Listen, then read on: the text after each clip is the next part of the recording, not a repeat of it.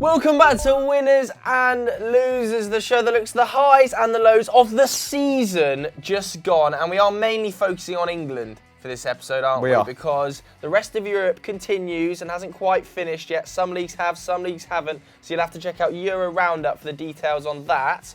But Hamill, who and where are we starting with in England? Well, like you said, this is the season finale. So if you've been waiting for a shout out, now is the time, Chiefs. And we're starting with Sem Muntalin Diwa. And he's, of course, put Manchester City up there as the front runners, as winners, overall winners for this campaign. And it's pretty hard to dispute, even more so after that FA Cup, which secured the domestic treble. So 6-0, they defeated Javi Gracia's men in the final.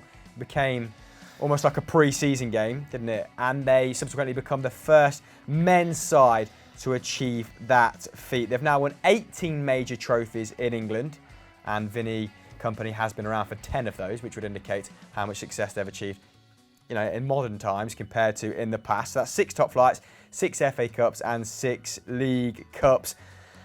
And who'd have thought that they could improve from that centenary season, that famous season last season?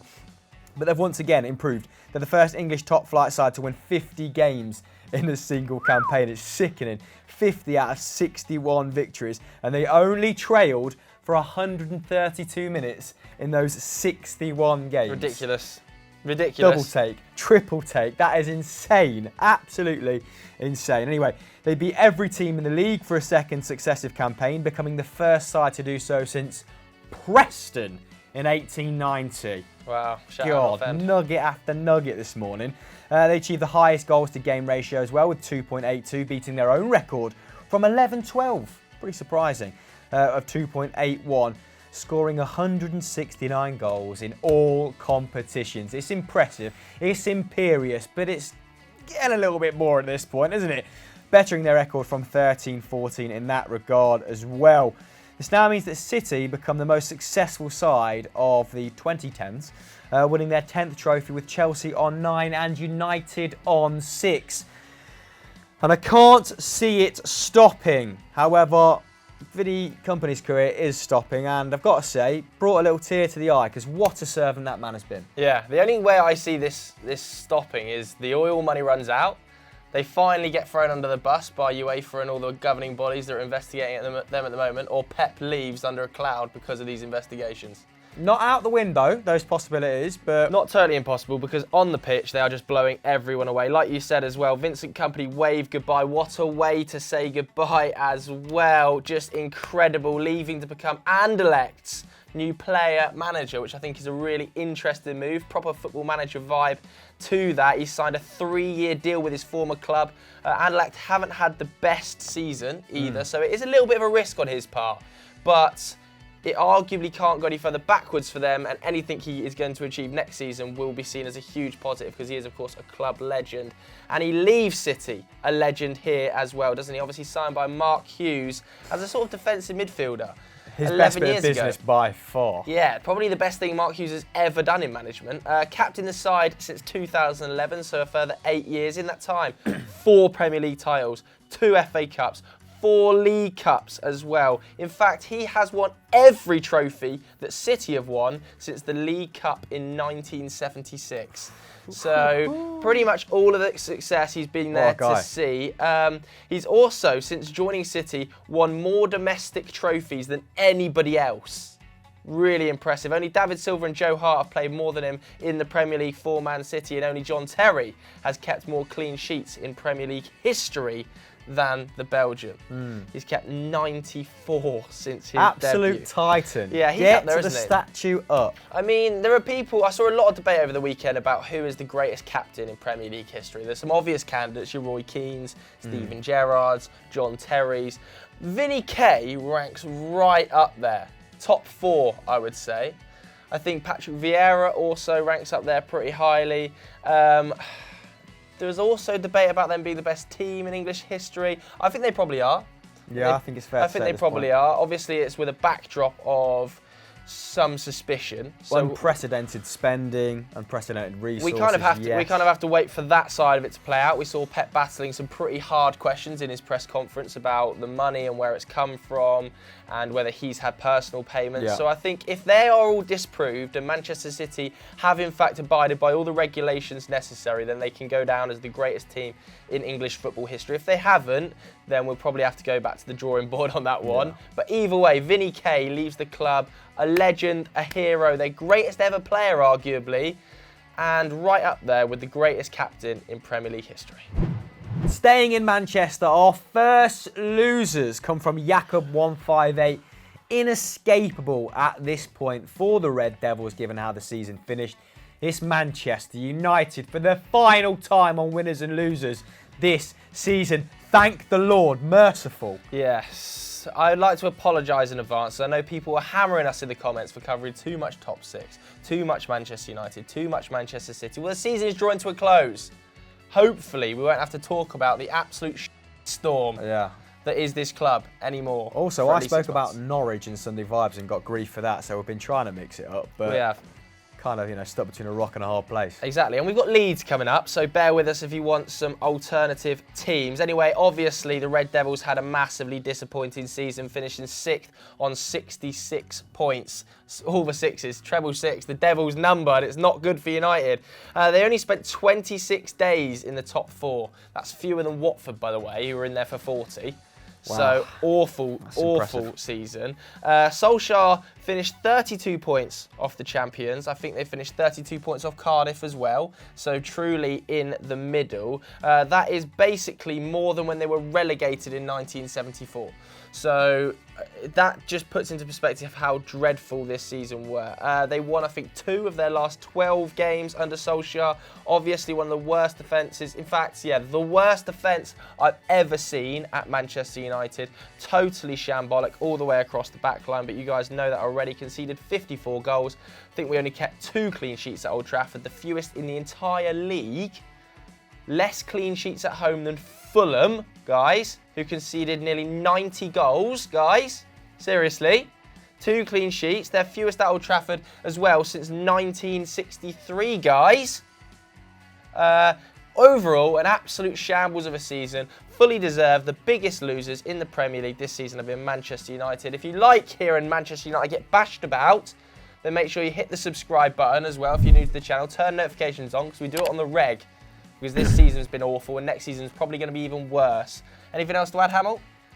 Not a lot. I've got some pretty punchy stats regarding individuals. So even with Ole Gunnar Solskjaer's great start, United finished the season with a better win percentage under Jose Mourinho with 58% to 55%, which is pretty hilarious for the neutral, isn't it? Now, players who underperformed, again, don't need to go into great detail. We've done this on the podcast, we've done this on Sunday Vibes, but let's revisit it for one last time, baby. Fred, 53 million, only started 13 games in total with just 2 goal involvements. Lingard scored 4 Premier League goals in 27 games.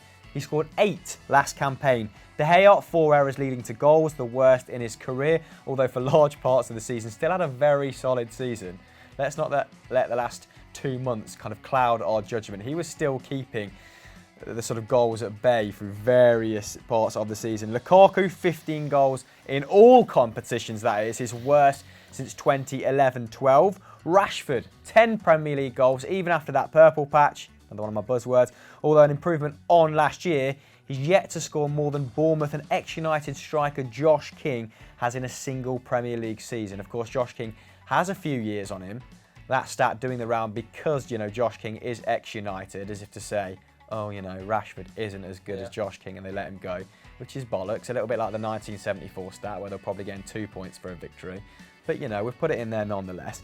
Sanchez trying to move him on, aren't they? They've even offered to pay part of his wages to send him out on loan, which is an absolutely disastrous end to what has been an awful, the nadir of United's modern history. It's got to be the worst signing in terms of Manchester United's transfers. history. Yeah, just awful. 500k a week. He scored twice this season, costing the club £6.7 million per goal.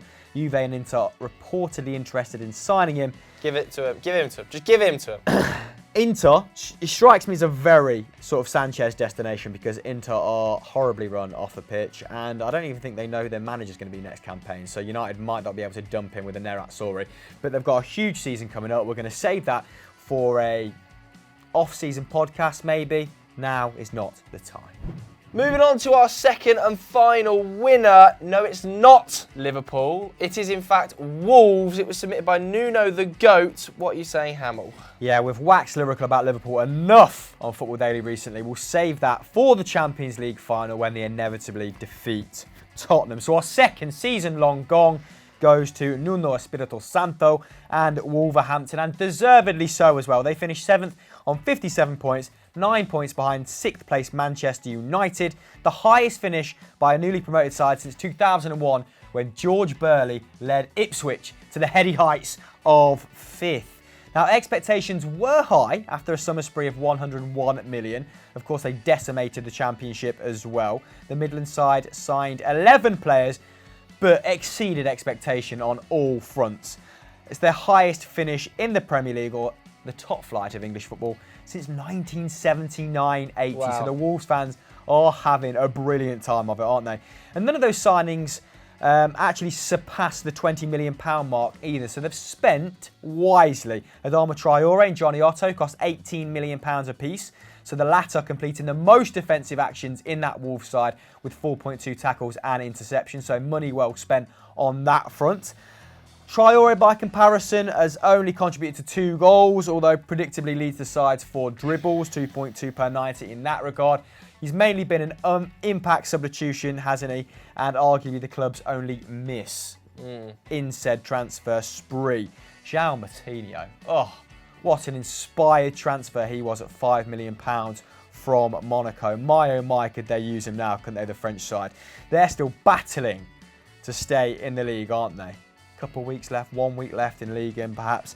And he leads Wolves for assists, tackles, key passes, crosses and pass accuracy. He's evergreen as the Portuguese man. Crazy. And as well as their impressive league form, they also knocked Manchester United and Liverpool out of the FA Cup on the way to that semi-final before they let that 2-goal lead slip. And I think we can all agree that Wolves-Manchester City in the final would have been a much more Way more interesting game, a far different prospect. You're going to talk about why in a second with the stats regarding the top 6. But as a result of Manchester City beating Watford in the FA Cup final, Wolves will definitely play European football. They come in at the second qualifying round of the Europa League. So European football, a top 7 finish, all their transfer signings have bedded in well. Nuno Espirito Santo showing that he's tactically versatile. Joe, hit me up with some stats because there's some impressive underlying numbers, right? Yeah, it's not easy, even as if they've got lucky this season. No. You can't label that against them at all. In fact, if you look at the underlying numbers, they've almost underperformed comparatively to where Slightly, they could have been this season. They're taking more shots than Arsenal, conceding less shots than Manchester United, although admittedly not that hard given the state of our backline. And if you actually work the league out by expected points, which is a thing, it basically takes into account all the expected goals, the expected goals against, works out where the team should be if everything that happened actually happened, they'd be 6th above Arsenal, who I believe had the second biggest swing of luck this season. After Liverpool in terms of points discrepancy, Yeah, so Wolves can maybe feel a little disheartened, but equally I'm sure next season they'll be absolutely buzzing to kick on even further because against the top 6, they've performed majestically. Took 16 points from a possible 33 against the top 6. That's more than Arsenal, Spurs, Chelsea and Man United. So Nuno clearly getting it right in those games. What I will say is I think he works better in those games because his football relies quite a lot on springing counter-attacks. Yep. Hitting the ball into Raul Jimenez, who holds up brilliantly. We all know about his technical attributes with his back to goal, laying it off to Jota, who has caused mayhem all season. In fact, they've actually got a better points per game ratio against the top 6, 1.3, than against the bottom 6. In the Premier League. That's stupid, isn't it? 1.1. So Stupid. just struggling to unlock the door a little bit when teams are kind of deploying a really low block against them. Yeah. And I'm sure that's something that Nuno will be looking to change this coming summer. Obviously, they've got Raul Jimenez through the door on a permanent now. He cost over £30 million, which is quite a hefty fee, given I think he's now 28 years old. So maybe a little bit of a risk, but then again, he did contribute to 24 goals in 44 games, didn't he? So I'm sure the Chinese owners won't be too disheartened at that. I think they've also been linked with massive names, obviously like James Rodriguez. which I think is probably a step too far for them. I think that's being pushed by Football Daily, to be honest. I mean, maybe, but then it is George Mendes, isn't it? And Yeah. George Mendes can make anything happen at Wolves with a swift wave of his wand. So I wouldn't be totally shocked if James suddenly rocked up there. I wouldn't be horrified. I would be a little bit like, oh, come on, Yeah, Chris. I mean, they're talking about Andre Silva, aren't they, from Sevilla? They're talking about João Felix from Even Benfica. João Felix, €100 Yeah. million links I'm seeing with João Felix. To Manchester City as well. Yeah. So if they can pit Manchester City to the post for him, that'd be insane.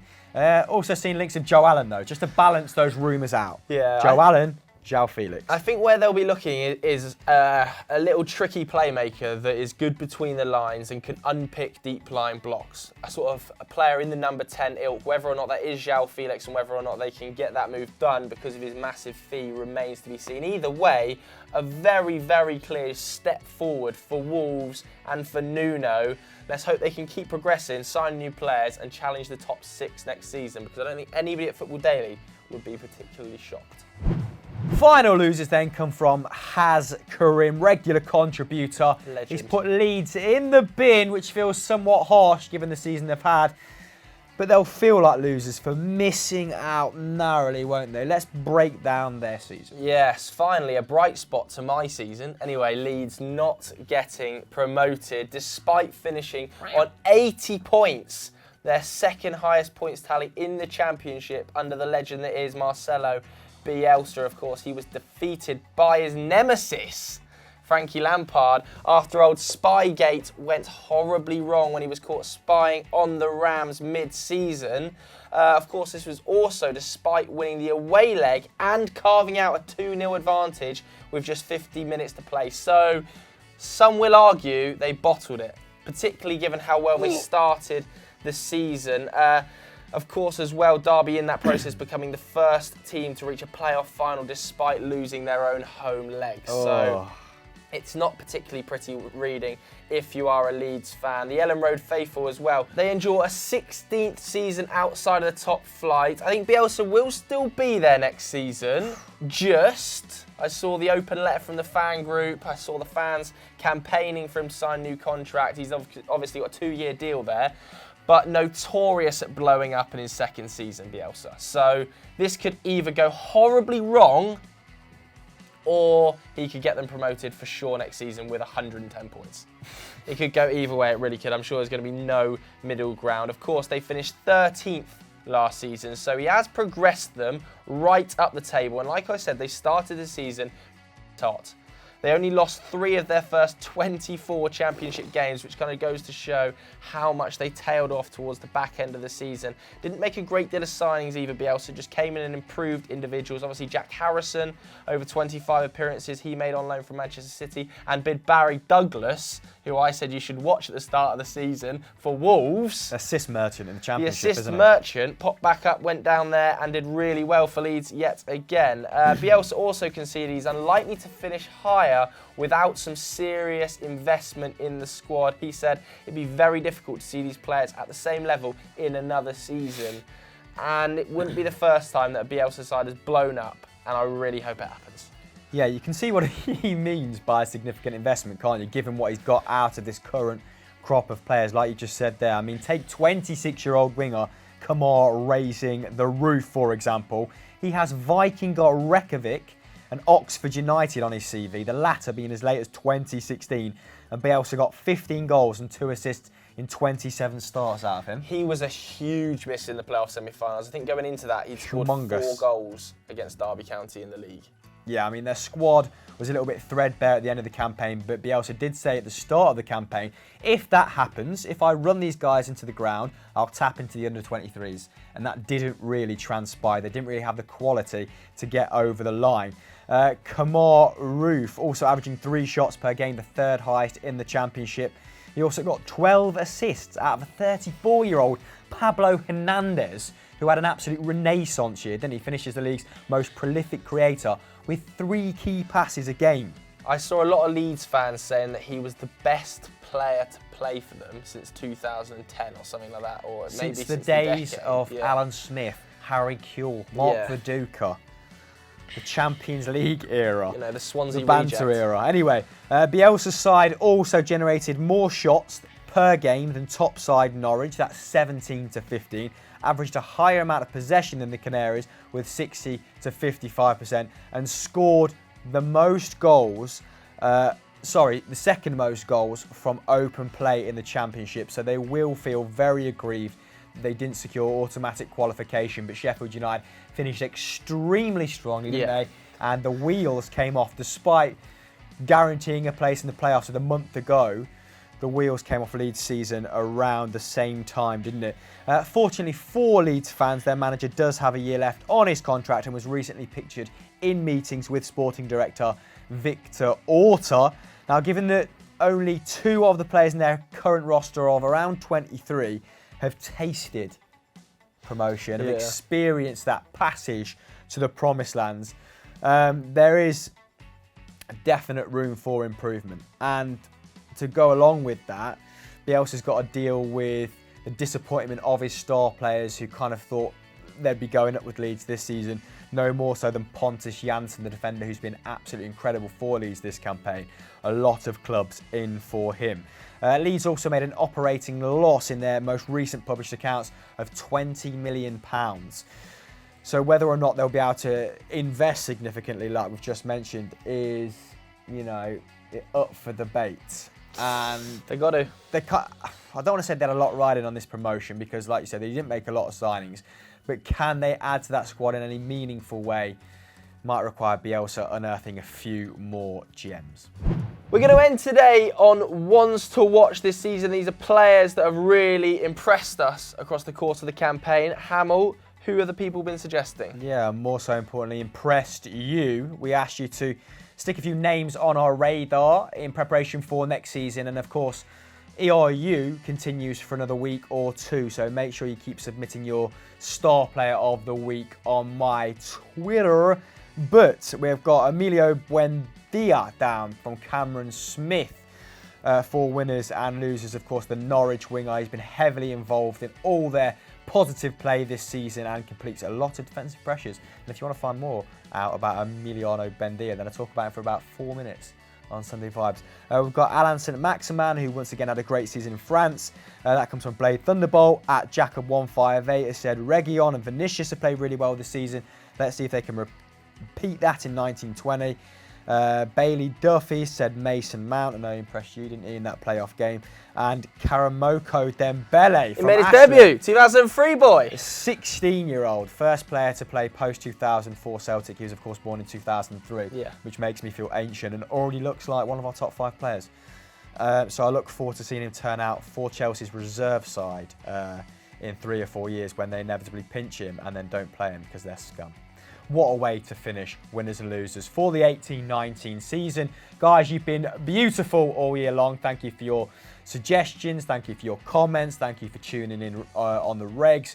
We'll, of course, be replacing this with another worthwhile piece of Monday content, so keep your eyes peeled.